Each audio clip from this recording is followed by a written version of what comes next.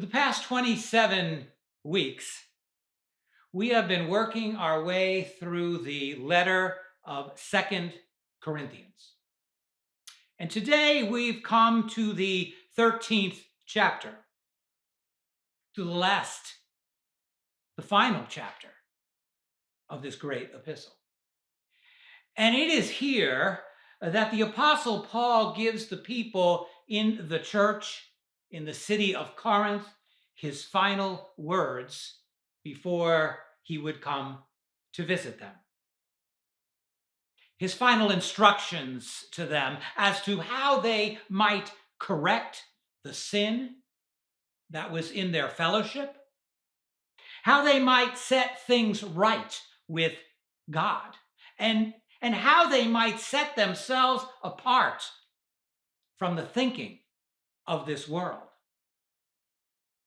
And perhaps there just might be some instruction here for us as well, and for the church today, since among many of us there is a growing concern for the condition of the church today. And so Paul begins in verse 1, and he says, "This is the third time that I'm coming to you. And the last time that I was there, things did not go very well, did they? It was a painful experience for all of us. The sin that was among you was running wild. And now, I hope that you have dealt with that sin. I hope you've dealt with it so that the name of Christ is no longer dragged through the mud. But if the pattern of that sinful behavior remains by the time that I arrive, I will have no other choice than to deal with that rebellion against the truth of the Word of God myself. And if that is the case, then things must be done properly. They must be done in an orderly manner, so that every fact concerning that sin is confirmed by the testimony of 2 or 3 witnesses, as we are told to do in Deuteronomy chapter 19, verse 15. The accusations must be supported by evidence, by eyewitness testimony.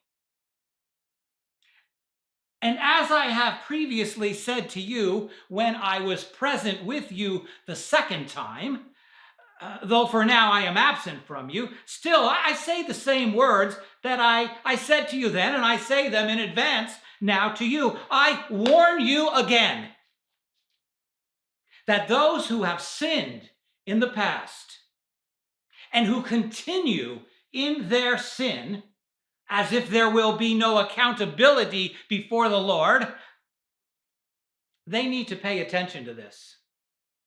For this is what I say, as I also say this to all the rest of the unrepentant sinners there as well.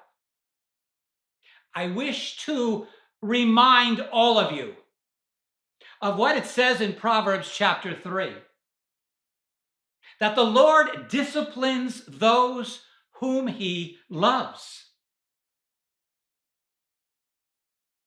And so discipline, his chastening will fall upon you if you do not turn from your sin. So when I come to you again, if things have not changed, Paul says in verse 2, then I will not spare anyone. Phai damai in Greek. I will not refrain from using the power that Christ has entrusted to me.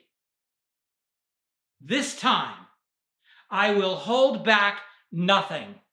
I will take severe measures so that you might return to Christ and so that he might establish his preeminence in your hearts and in your lives.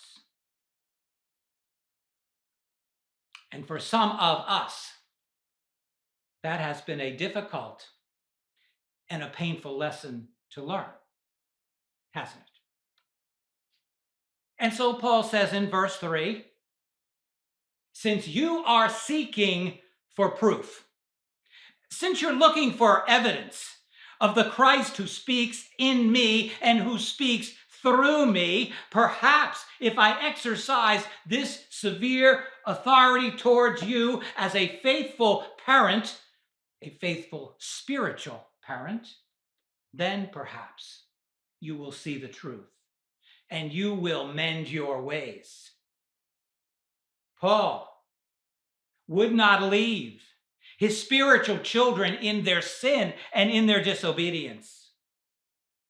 And so sadly, their persistent failure to turn away from their sin would call for strong action so that they might return to the place of obedience in Christ. And in dealing with you, Paul continues in verse 3, though I am weak, Christ is not weak towards you. He will do whatever is necessary to bring you back to himself. He is mighty in you to both save your souls and to set your lives apart for his glory. For indeed, Paul points out in verse 4, he was crucified because of weakness, as we are told in Philippians chapter 2, where it says that he laid aside his rights and his privileges as God, and he took the form of a bond slave, being made in the likeness of men and being found in the appearance of a man. He humbled himself and he became obedient to the point of death, even to the humiliation and to the agony of death on a cross in order to pay for our sin. Yet now it says he lives, being highly exalted because of the power of God the Father who raised him up from the dead.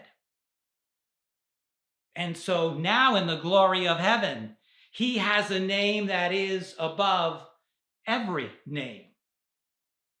And this miraculous resurrection power is at work in us.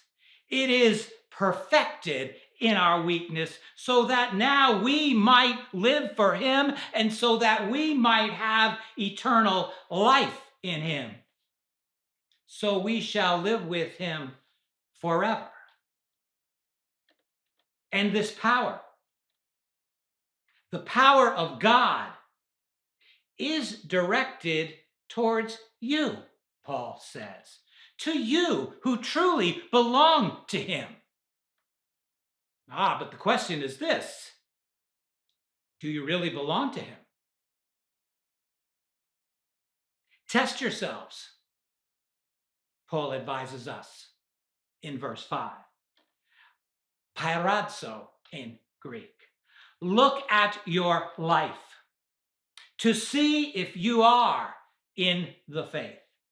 Your life should give evidence of your relationship with Jesus Christ. Examine yourselves, he says, dakimazo in Greek. In one way or another, this testing should prove that your faith is real. And now is the time to face that reality while there is still time to turn to him. As Job said in Job chapter 13, Lord, make known to me my rebellion and my sin. And as the psalmist also said in Psalm 26 and Psalm 139, examine me, O Lord, try me, test my mind and my heart, and see if there is any hurtful way in me, and lead me in the everlasting way. Or, Paul says, do you not recognize? Do you not understand this about yourselves? That Jesus Christ is in you? Well, unless, of course, you fail the test. Consider your ways. Do you have a sense of the weight of your own sinfulness? And do you weep and mourn over your sin? Do you hunger? Do you thirst for the righteousness of Christ to be the pattern of your life? Do you desire to submit to the authority of the Lord no matter what the cost? Do you seek to be obedient to his word and to do his will? Does the love of Christ for you motivate you to live for him, to serve those who belong to him? And do you feel the responsibility? Do you feel the necessity?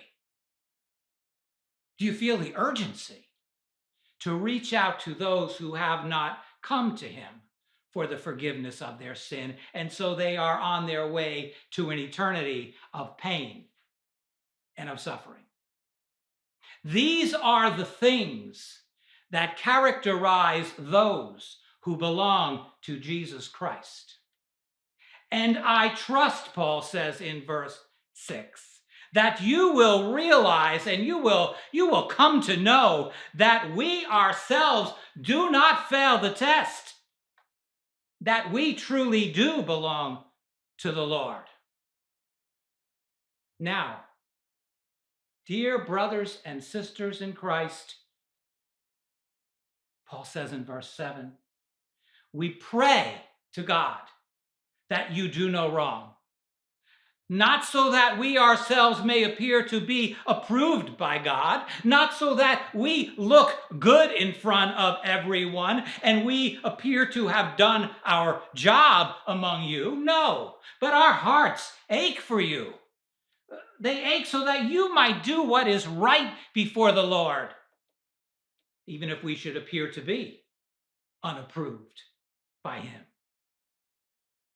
Your purity and your obedience, these are the things that are important to us. For we can do nothing against the truth, Paul comments in verse 8. I will not need to bring the discipline of Christ upon you if in fact you are living in obedience to him. But we will act only for the truth, to uphold the truth of the word of God.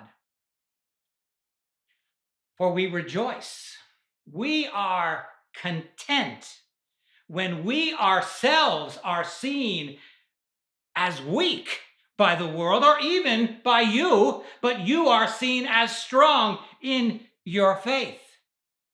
Our concern is for you, for your walk with Christ. And this we also pray for, that you might be made complete in him, katartasis in Greek, that you might be restored, a word that was sometimes used to describe a broken leg that had been restored back to health. We pray that your integrity might be restored, that your thoughts and your words and your actions might be in harmony with Christ and with the truth of his word. For this reason, Paul concludes in verse 10, I am writing these things to you in this letter while I am still absent from you, in order that when I am present with you, I will not need to use severity, apotamos in Greek, sharpness, harshness, in accordance with the authority which the Lord gave to me. Authority for building you up in the faith, not for tearing you down. Finally, Paul says in verse 11, finally, dear brothers and sisters in Christ, my final words to you are that you would rejoice in the Lord. Rejoice in your salvation. Be made complete. Set things right. Put things back in order. And be comforted. Be encouraged that there is forgiveness in Christ. Be like-minded, be united in the truth of the Word of God. Get in line with the truth. And so then you will live in peace and in harmony with each other.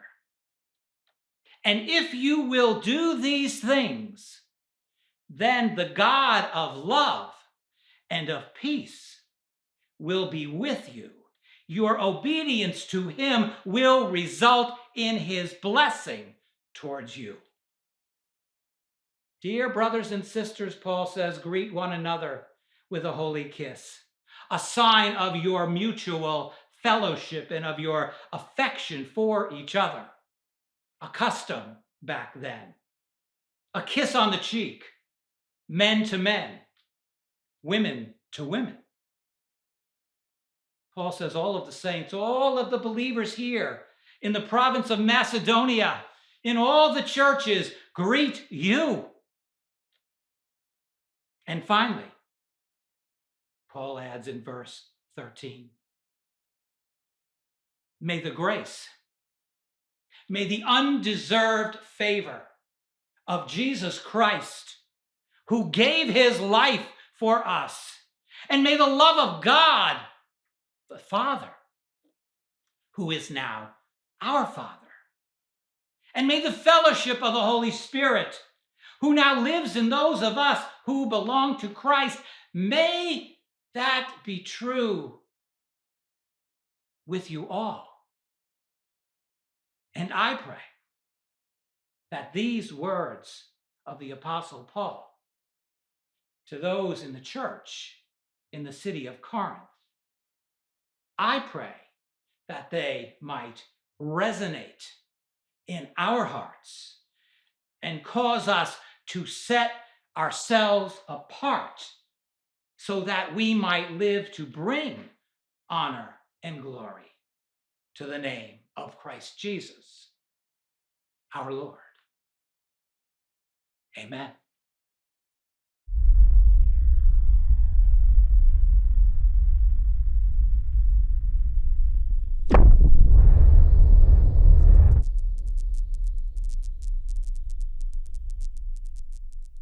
You've been listening to Bruce David Bell, pastor of Berean Bible Fellowship. If the Lord has ministered to you through this message and you would like more information, then visit us on the web at bbfva.org.